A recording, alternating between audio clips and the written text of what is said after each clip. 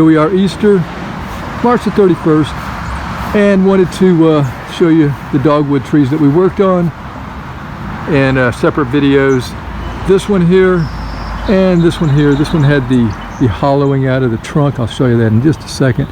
But yeah, they bloomed and they're looking very nice. Now, they still haven't caught up to this one over here, but they're getting there and they have survived. So pretty happy about that. These things are pretty rugged. This one over here, for example, has a lot of dead limbs and branches that I was not able to get to, and look at it, full bloom, looking very beautiful. It's very crooked. These things can get very crooked. Yeah, they survive. So yeah, let's take a look at the hollow part of this again, and I'm going to show you what I'm going to do. I bought something just for this tree, and I can also use it on other trees as well. And you see bugs around here. Well, I just did. They've flown away. Yeah, the Bio Advance, we sprayed almost a full can here, and I could probably spray more. I guess that's just kind of fell in there and collected. But yeah, it's waterproofed it quite a bit, I can tell. I think it is going to help overall. But I want to do one more step with protecting this tree and trying to keep it alive, and that's what the video is about today. So let me show you what that's going to be.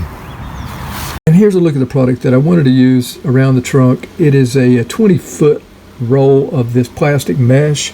It's a tree guard protector, protects your bark, etc. You get 100 zip ties with it. But I wanted to find the brand, and that's the brand. Okay, so around 20 bucks, pretty good rating. So let's go take a look at the roll.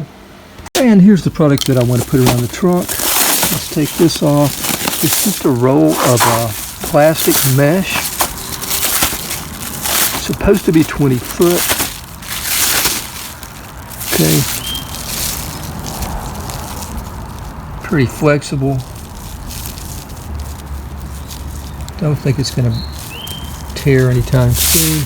20 foot, yeah, the roll, and we've got like 100 zip ties with it. This is supposed to be 1.3 foot wide, so if we need to stack it, we should be able to do that as well with the zip ties. But yeah, you simply just measure around the tree, and I guess I'll set up on a tripod to do this, so you can kind of see for yourself, and just cut it with scissors. I don't know how good they'll work on this, but I think these are sharp enough, so let's give it a try. All right, here we are with our first section.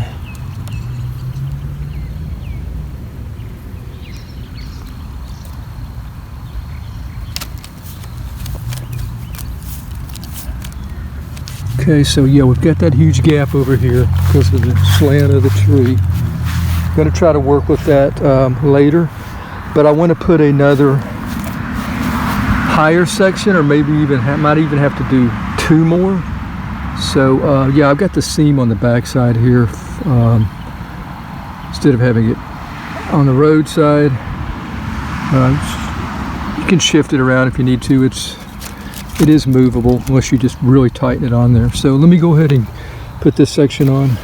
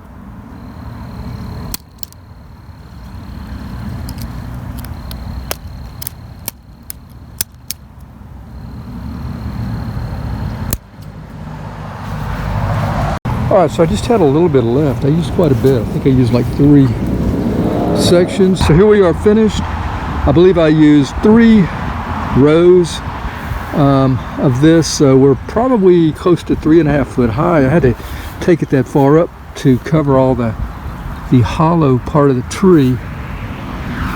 Worked out pretty well. Some of the zip ties didn't work out. I had them fed through and then they didn't zip. They didn't have the little ribs, I guess, on them. But you know, with 100 of them, there's plenty of them that did work. And here's where I bound everything on the back side here.